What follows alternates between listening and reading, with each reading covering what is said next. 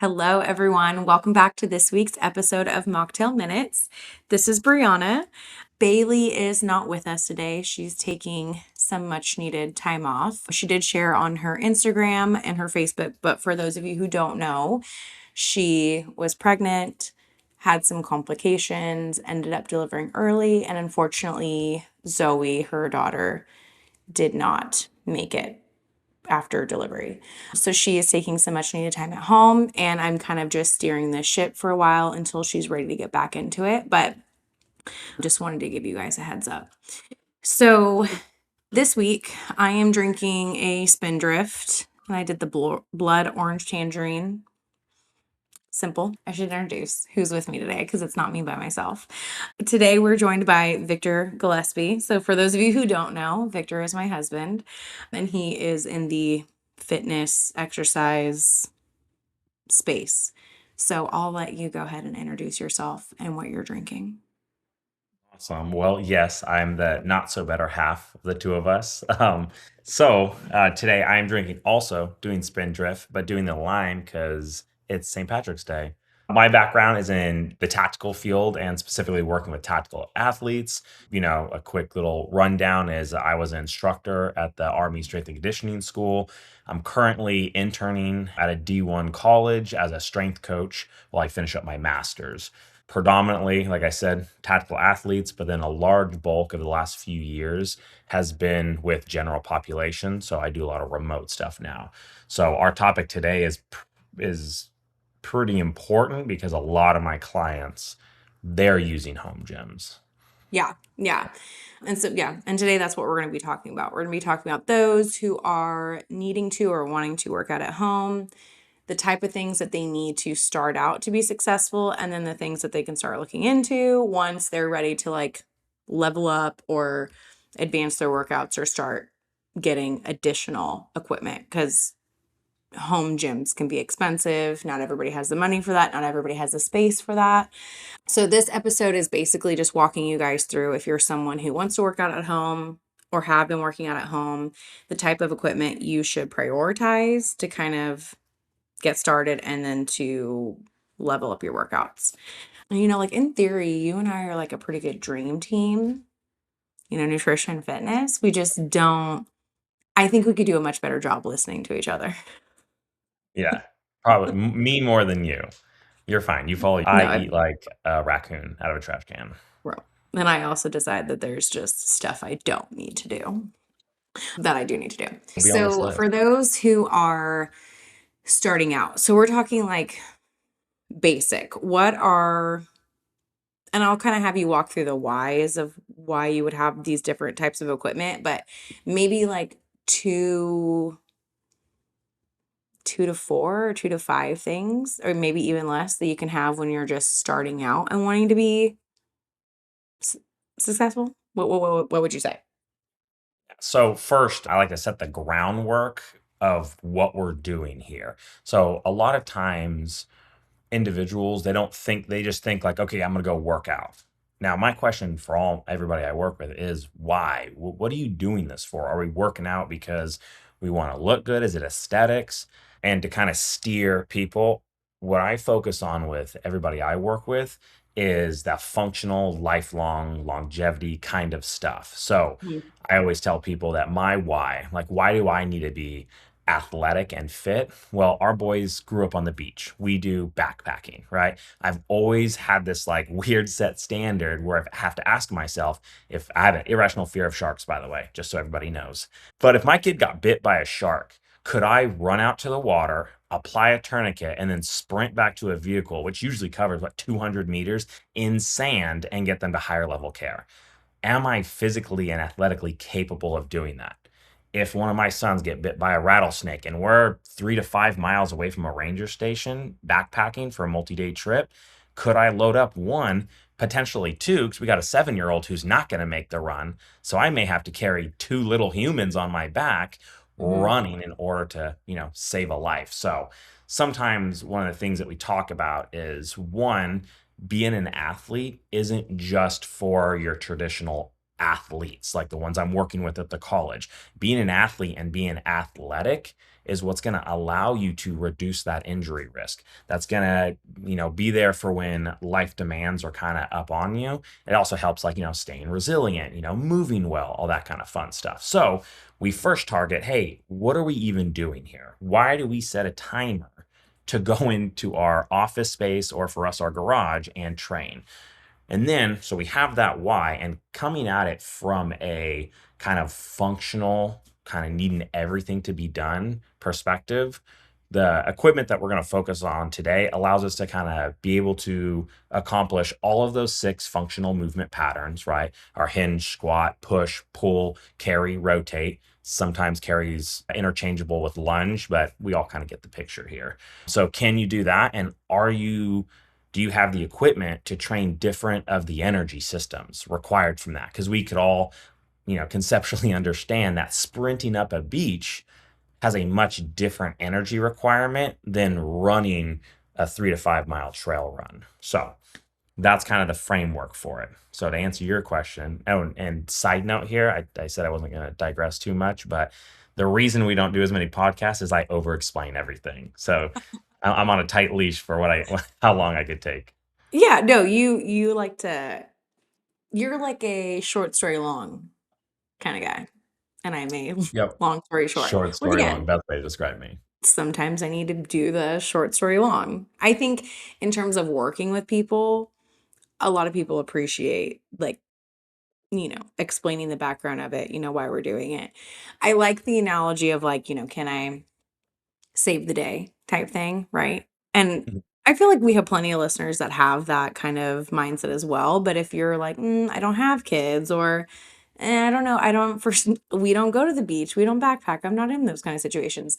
Thinking about like quality of life, right? How long do I want to be able to carry my kids? Do I want to be able to play with my grandkids? Do I want to be able to get invited to a vacation as a grandparent and keep up with everything they want to do, or maybe you don't have kids at all, but how long do I live independently? Can I do the functional things I need to do for myself so that way I can have a good quality of life as I age? Which I'm going to tell you, it sneaks up on a lot of people. And like working in healthcare, as we both have, you see that. You see that very quickly it creeps up on you, and people in their 40s and 50s are way less mobile than they want to be. And it sneaks up on them. It's like one of those like, oh, I've had a couple drinks, let me do a cartwheel because I was able to do it when I was 17. And then you like pull a hamstring because you realize like, holy crap, that's Yep. a lot harder than I remember. That sort of thing. But okay. So just getting started out, trying to hit all of those functional things. What is equipment that you would say people should prioritize starting out? So my kind of bare minimums for us to be successful in all those fields. And then again, our training targets, right? We're looking to do strength, we're looking to do VO2 max training, and we're looking to do metabolic conditioning. Those are kind of like the 3 boxes that we're trying to check. We tend to be really good with the strength. We sometimes have to be coached into these VO2 training as well as the metabolic conditioning. So bare minimums, we want to do some dumbbells. That's like everybody should do that. Now, my biggest thing with dumbbells is I need people to go heavier than they think they're going to need, right? So, my minimum that I like to tell people is for females, you should have up to 25 pounds.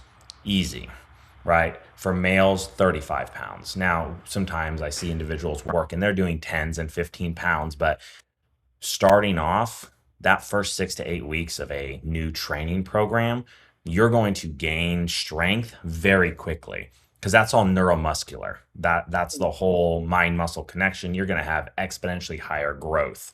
So you're going to cap out at those very quickly.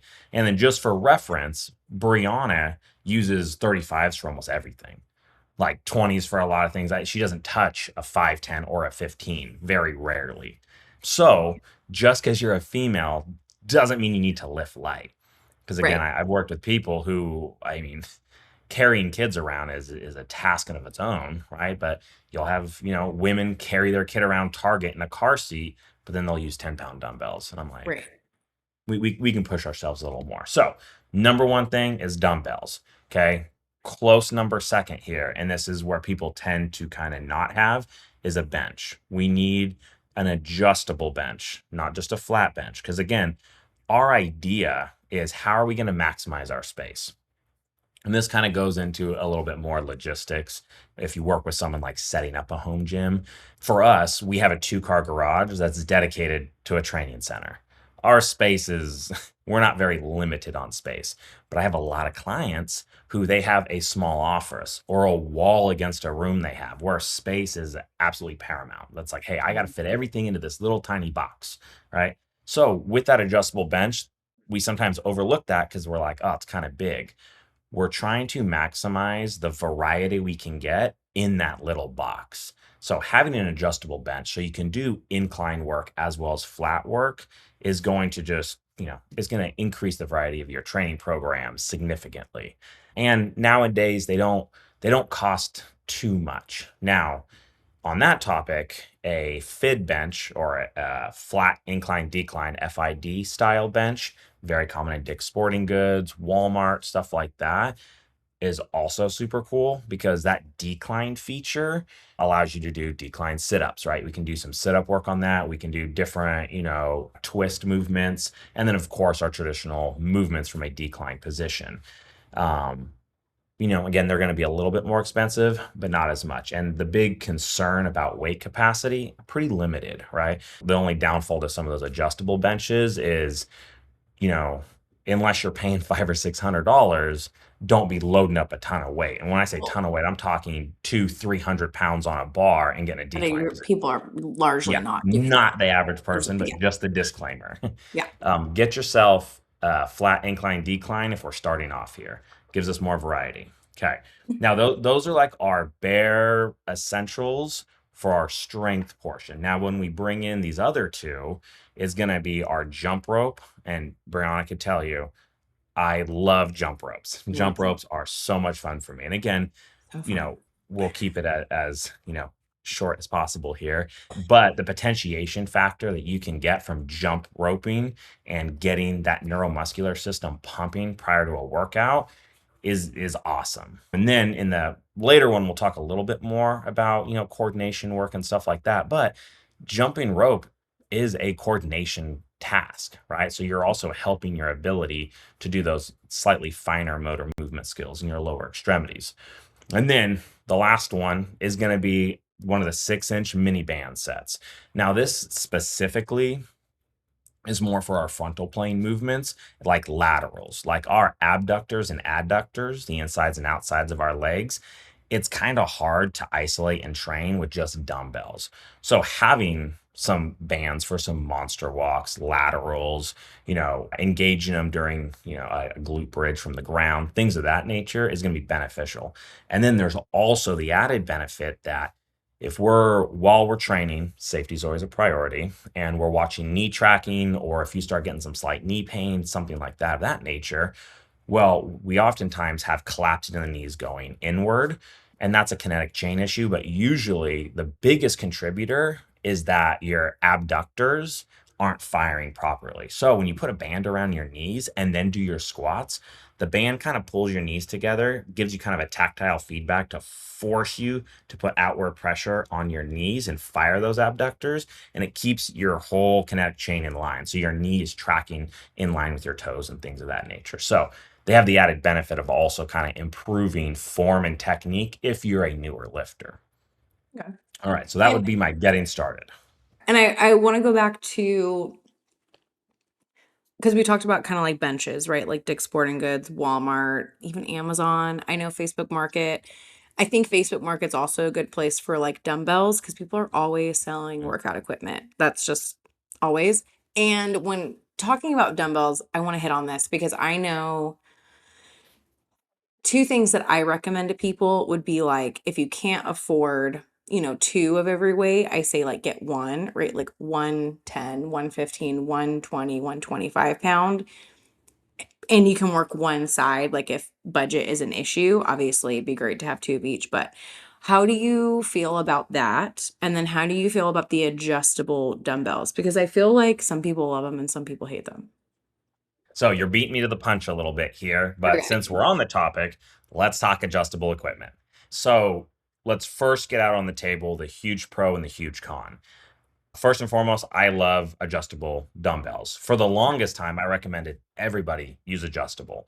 Space, efficiency, it's also significantly cheaper. That's the biggest thing is you can get, I think when I priced it out, it was, it was a few $100s to get a full, the 35-pound set, but you can get an adjustable 5 to 50 for the same price. You can get a 5 to 25 for like $80, right? Yeah. So I mean, adjustable yeah. dumbbells add a lot of variety to your workouts and those weights, especially for those individuals that either one, they don't have room, a bunch of different dumbbells, or two, they're trying to save money. Now, the biggest con, the reason why I started being a little more hesitant is for me at 6'1", 250, all those adjustable dumbbells, no issue. However, I started having slightly smaller humans come back and say, hey, they're just really bulky because they have to have that long shaft to fit all of the adjustable plates. When you get it down to 5 pounds, it's still that full length of a 25 or a 50-pound dumbbell. So, with overhead tricep extensions, some of the movements, they found that they just got in the way because of how big they are. So, they get bulky very fast. So Okay. that's where we kind of go back and forth. So as far as single dumbbells, just like with fitness, I'll always tell people some is better than none.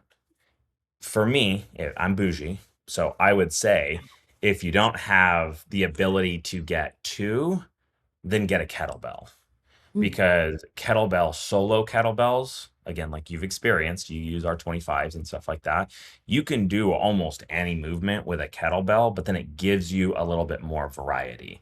And there's going to be a little bit of an add on there, in between here as we go from getting started to ready to advance. I know, I don't even know if you know the answer to this, but I know dumbbells are usually like a dollar per pound, right? Like something like that. Is it the same with kettlebells? Like is a 25-pound kettlebell $25 or is it cheaper? Generally speaking, yes, we would say a dollar per pound.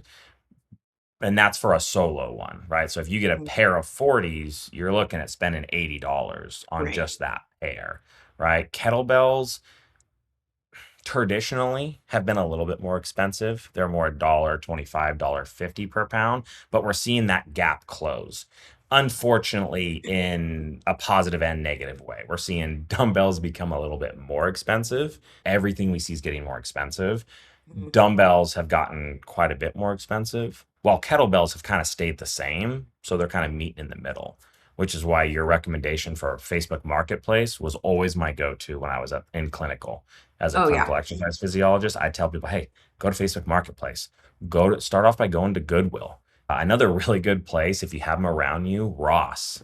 Ross has Mhm. like a small single TJ stand. Maxx. I was gonna say Yeah, TJ and Maxx TJ actually too. I Maxx. forgot about that.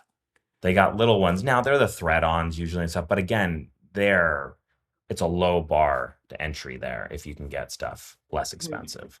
But And the yes, nice thing about I feel like workout equipment is when you are kind of ready to replace it, you can typically always sell what you have and kind of use that as like, that's how I'm going to justify the really bougie dumbbells that Victor wants. That's just just hurting about my. to say, I want you to keep that in mind. I know.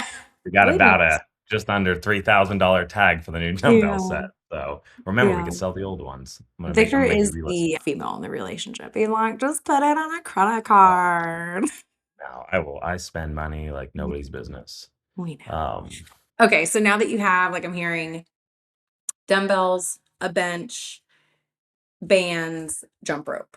Like yep, 4 those things that you four should be things. looking to. Okay. So That's how now you say can we've kick done off your journey. that, we've been working out for a while, or maybe our workouts are getting a little bit more advanced, or we're wanting to take them to the next level. What would be the next things? And I kind of want to put this like some boundaries on this because obviously it's like if you're ready to advance and you have endless space and endless money, I mean, you can do a whole Gold's Gym at your house. But we're talking like for the typical person, we still have a limited budget, limited space, but I want to get more out of my home workouts. How would you level it up? Yes. Now, so for our ready to advance section, to kind of build on what you were saying, if money wasn't an issue to start with, most people dump and buy awesome equipment, full racks, bumper plates, right? You don't normally see somebody who comes in being like, all right, I got to start with the bare minimums, then just jump to Right. this, $10,000 training center, right? Yeah. So this kind of fits in line with those individuals where it's like, okay, we want to progressively build up in our limited space. Now, one of the key things is as we kind of go through this next list, it is not, a package you buy at the same time, right? There's kind of a hierarchy of what I would recommend we get along the way. And a lot of that has to do with how you're progressing as well. So first and foremost, again, I cannot stress enough how quickly people are going to outgrow their dumbbells, right? Especially if you're working with somebody like myself who's always going to kind of click them up for you just to show you what you're capable of.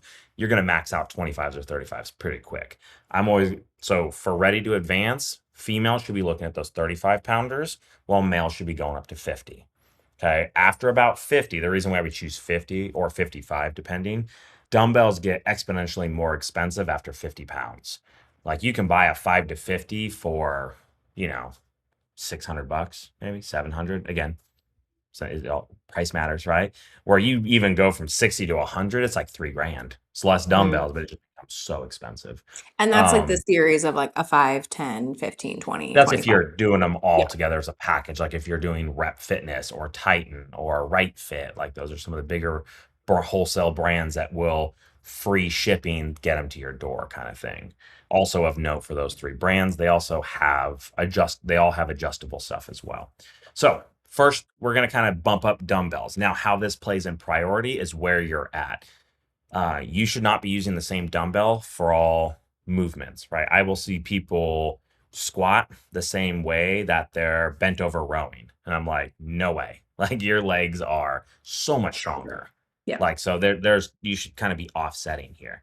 But if you haven't quite hit that space yet, this may not be the biggest priority. It just tends to be the first priority for most people is they're going to max out that way. Because again, the big thing is progressive overload, the fundamental of programming that everybody's talking about right now, right? You can't progressively overload if you hit that wall. I mean, you can. I shouldn't speak in absolutes, right? But if you want to stay within certain bioenergetic and kind of modality boxes, you're not going to be able to. Like, you can only do so much with them. So, the next thing is going to be kettlebells. Now, the caveat to kettlebells is these ones are definitely the in between floaters. Like maybe you're not quite ready to advance, but maybe you have a little bit of more room to kind of increase your variety. Kettlebells are going to be my first recommendation. Now, for females, we're looking for a 20 and a 40-pound kettlebell. And then for males, a 40 and a 60. Okay. With kettlebells, if you're going to do a set, right? My personal recommendation is don't go less than 10-pound increments, especially at first. So with those kettlebells, it's just going to allow us to do some different power movements. And then for our performance tools, so now we enter kind of the realm of, all right, we traditionally do strength. Okay. People do really good with that. The getting started one is really good at doing strength. Now you can still bring, like I talked a little bit earlier about metabolic conditioning. So, and just to kind of touch on those real fast, I know I'm digressing, kind of bouncing around. Metabolic conditioning and VO2 max are slightly different, right? We have VO2 max is our body's ability to consume and utilize oxygen. From a training standpoint, we really look at that from a cardiovascular standpoint, where it's like, hey, sprints. And I know you and Bailey have talked about it before. Hard sprints, true sprints, right? What metabolic conditioning is this is a different kind of training factor that makes your body essentially do VO2 max, but underweight. So there's a lot more metabolic waste being produced because you have so much muscle activation. So not only is your body having to utilize oxygen, it has to do waste management to clear that out. So we can do that with dumbbells, kind of like our CrossFit functional fitness style individuals, just with dumbbells. Okay. So kettlebells are going to allow you to build on that Metcon. So you're going to be able to start doing kettlebell swings. Can you do a Turkish get up with a dumbbell? Yes. much easier to do it with a kettlebell, right? You can do a lot of more explosive movements. Like you can do a hang clean to an overhead press with a kettlebell, whereas Kettlebell swing. dumbbells kind of get in the way. It's kind of a weirder motion. Mm. So introducing those kettlebells, especially a little bit earlier in that intermediate to where, hey, I'm at the getting started. I'm not quite ready to advance, but let me start cherry picking. If we haven't maxed out our weights yet, start bringing in some kettlebells. This would also be the first thing I would add to that getting started if you have a little bit more gap in your Mhm. budget. Okay. All right. So then we have performance tools. Now, these ones are really important for me for that reducing risk of injury and the whole lifelong longevity kind of thing. So, speed ladders are huge. And I know Brianna loves speed ladders. She's always got her out there doing them. With our hands, we do a lot of fine motor movement skills. Gross motor movements are big, swinging my arm, big movements, fingers typing, eating, writing. These are all fine motor movement skills that give us dexterity in our upper extremities, right? When we are athletes, or when we were in athletics, if we played sports, we tended to have better lower extremity dexterity and fine motor movement skills because we trained it. If you're playing soccer, you're moving your feet. If you're wrestling, you're shuffling around, right? If you're doing football, you're doing chop steps and you're always moving. We kind of tend to forget that in the traditional general population adult workout world. I always encourage people to bring that back. Hey, you need to learn how to move your feet and how to move them well and accurately. So, going in and out of a speed ladder or an agility box, whatever you want to call it, doing little drills like that only helps build that mind muscle connection. And again, if you're hiking with your grandkids, if you step off a step or curb, you're going to have a better chance of not getting injured because your body can fire those neurons much faster because you've trained them. You've built Mm. those efficient pathways. I was just gonna, this is total side note. When I am looking at the majority of people that come into the hospital for like broken hips or joints or like injuries, it's usually older people. And when I say older, I'm talking 50 plus. No, okay. So what I'm trying to get at is it's a lot younger than we think of as older. And it's things like that. Like I tripped or I like was walking my dog and I fell off the curb or I tripped over the step bringing in the groceries. And it's like that. And I guess, is it neuromuscular where you just aren't used to like moving your feet as well or as fast as you should? Yeah, the neuromuscular system is going to control that. Yeah. So I just trying to tie it into like why that's important because I think when we're thinking like, oh, football and stuff like that, like, duh, but like, do I need that as I'm getting older? Yeah, probably. Yeah, and a side analogy for that from a book I'm reading called Coach Your Brains Out. They also have a podcast. If you're into coaching, go there. When they talk about neuromuscular systems, they talk about it as a field of grass, right? And when you first walk a path through grass, it kind of beats it down and you can kind of start to see it. Well, that's how our brain works. When we are moving our feet, if we're stepping up and down, specifically stepping up and down with load, right? Because you hit it on the key one. A lot of individuals can step onto a curb. It's a different stimulation or stimulus there to step up on a curb with load because now your body's trying to calibrate and adjust how much force it needs to produce to get that foot up. Well, if we're not stepping up on load consistently, that grass field is overgrown and you're beating through brush trying to find it and then you trip and fall. But if we're sitting there training it and we're doing dumbbell step ups even on a 6-inch, kind of like the old studio workout style platforms, right? Well, now you walk that path over and over and you stomp that grass down, you get nice cut lines that your brain is able to follow and get there faster. So yes, the neuromuscular system, just training it, because your body is only as strong as it has to be, as weak as it can be. If you're not pushing it to maintain neural connections or strength, it's going to get rid of it. It doesn't want to have those because those have a higher energy demand, and your body is about survival.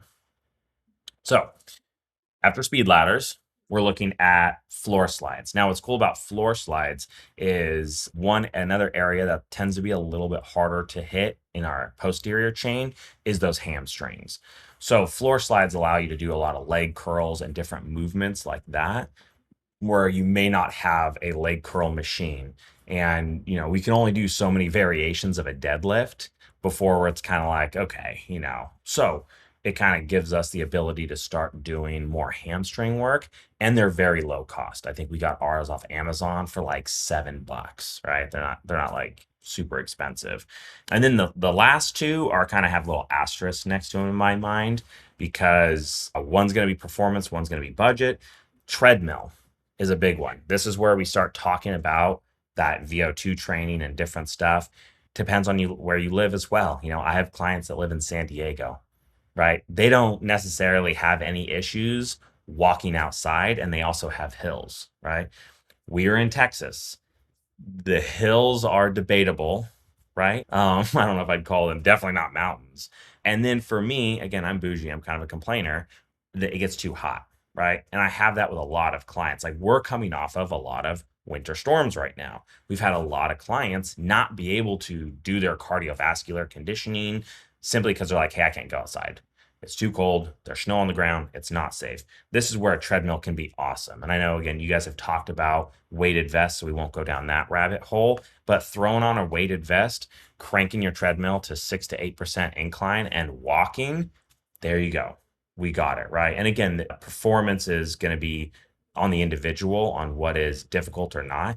But then I have a lot of people doing sprint work on treadmills as well, just because again it allows you to get that movement, right, that neat movement in. It allows you to facilitate your training protocols, all that kind of stuff. But treadmills are big, treadmills are expensive, so that's why there's an asterisk. And then the last thing, another one of Brianna's favorite things when she sees it on a training plan, a plyo box. No. A plyo box can be. Brianna showed me a video of a motivational one about this older gentleman who's jumping up on a plyo box well into his 70s, right? Oh yeah. And it was awesome. He's doing like a 24-inch plyo box jump. He started at 12. It's so cool to watch that happen. Plyometrics are going to go into that, hey, I need to be an athlete. I need to be explosive. What are some things that I can use for that, right? Depth drops and all kinds of different things you can do. Obviously, box jumps, things of that nature, goblet squats. I have another side note to plyo boxes, especially as they get less and less expensive. I have a lot of clients, or not a lot, maybe a handful of clients that their bench is a little bit wobbly. So when we start doing like dumbbell step ups up and down, they don't feel very confident because it's one of the bars with the two little like a T at the bottom. It just kind of rocks a little bit, and they're like, I don't know about that, right? Yeah. Whereas a plyo box is very stable. You can use it to gauge distance on your squats, right? There's a lot of stuff that we can do with it. That would be like, hey, I'm ready to advance. I've expanded, but it's on the bottom of the list. If we brought in kettlebells? Have we increased the dumbbells? Did we get those low bar to entry items like our floor slides, our speed ladders, things that are going to cost under $20? And if we're still looking to expand, the next one's going to be a plyo box. Okay. I like it.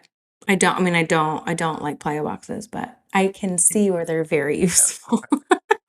Remember when I said like dream team, if we listened, there's like, me, I'm forever like, what's going to give you a good butt shape and work your butt? Every single time it's Bulgarian split squats. And every single time I'm like, okay, I'm not doing those. And then I'll re-ask the question, Yeah, we'll do something else. similar to you and Uh, like you're snacking. yes, my Sometimes you snacking. just don't want to hear it. Doesn't make it not true. Okay. Uh, So increasing your dumbbells, starting to get kettlebells, speed ladders, floor slides, plyo boxes, some of those more functional type mhm. things. And again, caveat, just because you're a female doesn't mean you stop at 35. These are just general recommendations. And then for our cardiovascular conditioning, if you have room, and again, this could be something, there's a lot of people who already have treadmills, but if you don't, consider a treadmill, or something we didn't talk about was any cardiovascular equivalent, a rower, stationary bike. If you have a Peloton, an Airdyne bike or an assault bike, anything like that, we're just looking for some sort of cardiovascular conditioning. Or And even then like much cheaper because there's stationary bikes that are very nice that are way cheaper yes, than Peloton. I cannot stress enough, Facebook Marketplace. Mhm. People get rid of cardiovascular equipment on Facebook Marketplace because we got our treadmill for like $150, and it's Yeah. like an $800 treadmill. Also, too, if you do live by a Costco or if you have a Costco membership, I feel like around the springtime, they start to have some actually pretty cool deals on workout equipment. Like I know every year they'll have some sort of stationary bike or dumbbell set or like medicine balls, stuff like that. We didn't get into medicine balls, but I'm just saying Costco has some good workout equipment. Bowflex has a cool adjustable kettlebell that goes from 8 to 40 pounds. I think it's like $150. And then, Titan Fitness and stuff have them. Now, the big take home message, the one I want to leave kind of everybody with, is that the best home gym isn't always the biggest one. It's the one that's going to allow you to train consistently and cover the basics and keep you progressing. The best gyms aren't the biggest one, it's what fits you. Yeah, I like it. So hopefully you guys found this helpful. If you are wanting that little handout, I'll put it in the show notes so that people have it to use as like a resource. Shameless plug, Victor does do personalized workout plans with a cool little fun app for people if you want it. If you're interested, you can reach out to me on Instagram and I can get you guys connected. But hopefully this was helpful, gave you guys some direction on like what to really prioritize. I know there's a ton of information out there, so hopefully hearing it from someone who knows what they're talking about and does this is reassuring. If you have any questions, you can reach out to us Instagram at Mocktail Minutes. You can also reach out to me personally on my Instagram, and we'll do our best to get any and all questions answered. But thank you guys for joining us. I will be back next week with a brand new episode. And until then, bye.